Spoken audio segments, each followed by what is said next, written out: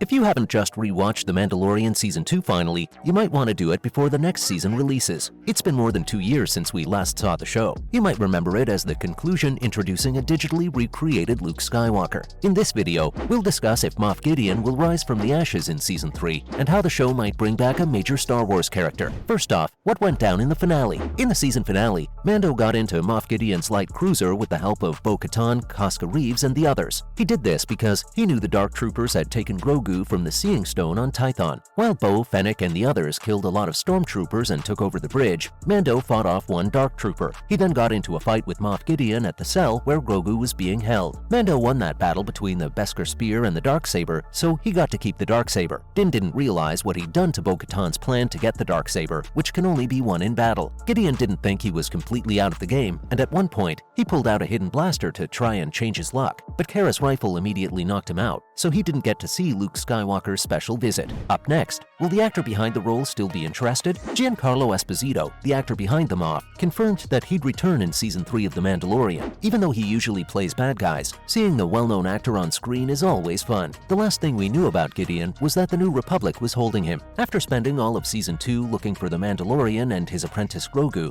Moff Gideon had to give the Darksaber and the title Heir to Mandalore to the Mandalorian. Gideon was ashamed and tried to take one last shot with a hidden blaster, but Cara Dune stopped him. Moff Gideon starts Season 3 of The Mandalorian in a very different place than where he started Season 2. His cruiser's gone, his Dark Troopers have been destroyed, and he's been beaten in battle by the Mandalorian. Looking at his character's current situation, the actor said it's like a situation when you want to see the return of a bad guy in a show. Even though that sounds bad for the heroes in Season 3 of The Mandalorian, more Moff Gideon and more Giancarlo Esposito are great news for those of us who love the show. Followed by, Esposito revealed a Moff Gideon plot point in Season 3. Most people shouldn't be surprised that Moff Gideon returns since most villains do, but what will drive him and what will be his goal? Esposito said that from Gideon's point of view, he might want to save the world, but at this point, it's hard to see how that argument could work. After what happened in Season 2, it seems likely that the character will go down a dangerous path of revenge. Since the villain was made fun of, had his weapon stolen, and couldn't kill himself, he's probably pretty angry. Hopefully, the story does the character justice, because if he gets out of jail too quickly, the story could get boring very quickly. Moving on, other characters who will return in the third season. In Season 3, the Empire will keep looking for Grogu and his high midichlorian counts, so the main bad guy, Dr. Pershing, will be back. The last time we saw the Imperial scientist was in the Season 2 finale of The Mandalorian, when Din Djarin and his team took Omid Abtahi's character. Pershing tells Mando important information about Moff Gideon's ship and where Grogu is, but it's unclear what will happen to him in The Mandalorian Season 3. A short clip from the teaser trailer showed the Imperial Doctor walking onto a mysterious base. The Armorer's one of the most important recurring characters in The Mandalorian. She's a Mandalorian woman who represents some of the most religious survivors of the tribe. After making Mando Beskar armor in the first season, the Armorer didn't show up again until the Book of Boba Fett. During this visit, the Armorer taught Din Djarin more about the Darksaber before sending him away because he took off his helmet. She still agreed to use Mando's Beskar to make Grogu a mysterious item, which turned out to be Beskar chainmail. In the teaser trailer for Season 3, Armorer returns as she walks into a cave with Mando and Grogu. There, she tells them that he can no longer be saved after Mandalore is destroyed. Now, let's look at how the Mandalorian universe is rumored to bring back a major Star Wars character.